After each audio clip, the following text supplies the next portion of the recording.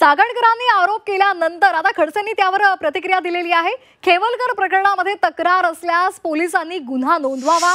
रुपाली साखळकरांना खेवलकरांच्या खासगी जीवनामध्ये ढवळाढवळ करायचा अधिकार नाही असा आरोप प्रांजल खेवलकरांचे सासरे एकनाथ खडसे यांनी केलाय।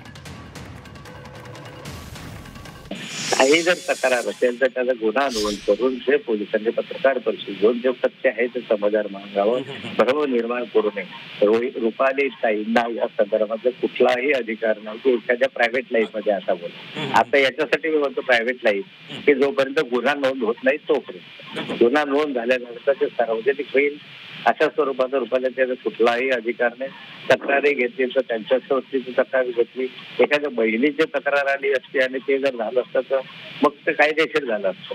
परंतु या ठिकाणी हे प्रकरण जे आहे रुपालीताईंना त्या ठिकाणी लोढांचं प्रकरण आहे, गिरीश महाजनचं ते दाबण्यासाठी नाशिकचं जे 72 अधिकाऱ्यांचं लोढांचं प्रकरण आहे त्याच्याकडनं दुसरीकडे लक्ष बोलवण्याचं, ते साताऱ्याला एखादं प्रकरण घडत आहे आता त्याच्यात काही कागदपत्र आले, फोटो आले, त्याच्या संदर्भातलं लक्ष वितरण करण्यासाठी हे सगळं चाललेलं आहे। खडसेंना बदनाम करावं, यांचे तोंड बंद करावं, माझं तोंड बंद होणार नाही। अगदी आणि या संदर्भात आपल्याला अधिक माहिती देत आहेत आमचे प्रतिनिधी निलेश खरमरे। निलेश, ड्रग्ज प्रकरण होतं आणि ते हळूहळू केक स्कॅन्डलकडे जात आहे अशी सध्या माहिती मिळते। साखळकरांनी आरोप केलेले आहेत, मात्र एकनाथ खडसे यांनी सुद्धा यावर प्रतिक्रिया दिलेली आहे। काय नेमकं घडतंय या संपूर्ण प्रकरणात? नक्कीच खरं तर या प्रकरणामध्ये आपण जर बघितलं तर रेव पार्टी, ड्रग्ज पार्टी या प्रकरणानंतर आता खेवळकरांच्या अडचणीत वाढ झालेली पाहायला मिळते। आता जी माहिती समोर येत आहे त्यामध्ये खेवळकर जे आहेत ते आता सेक्स रॅकेट चालवत असतात किंवा मानवी तस्करी करत आहेत का असा संशय या ठिकाणी उपस्थित केला जातोय।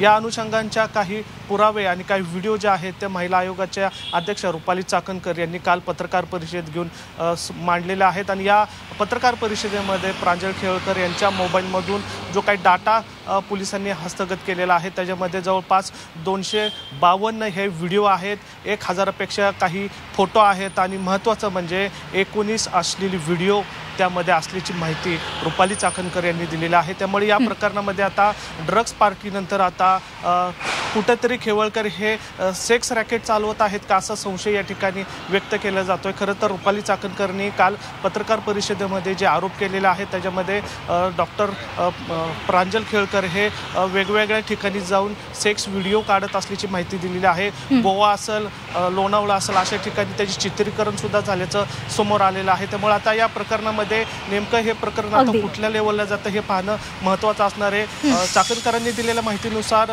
पोलीस महासंचालक या गोष्टीचा सखोल तपास करत आहे। मात्र या प्रकरणामध्ये जर आपण बघितलं तर फक्त केवळकरांच्या मोबाईल मधला डाटा हा समोर आलेला आहे, त्याच्यासोबत जे इतर 7 जण होते त्यांच्या अजून माहिती आलेली नाहीये। मग कुठेतरी हे राजकीय हेतूने दावे केले जातात का हे पाहणं महत्त्वाचं असणार आहे। खरं तर हगवणे प्रकरणात जर आपण बघितलं तर रोहिणी खडसे यांनी रुपाली चाकणकरवर आरोप केले होते आणि त्याच धर्तीवर संपूर्ण प्रकरणामध्ये आरोप प्रत्यारोप सुरू झालेले आहेत। त्यामुळे आता आगामी काळात यामध्ये काय नेमकं सत्य समोर येतं, आणखीन काही महत्त्वाचे खुलासे समोर येतात का हे पाहणं महत्त्वाचं ठरणार आहे। धन्यवाद निलेश दिलेल्या माहितीसाठी।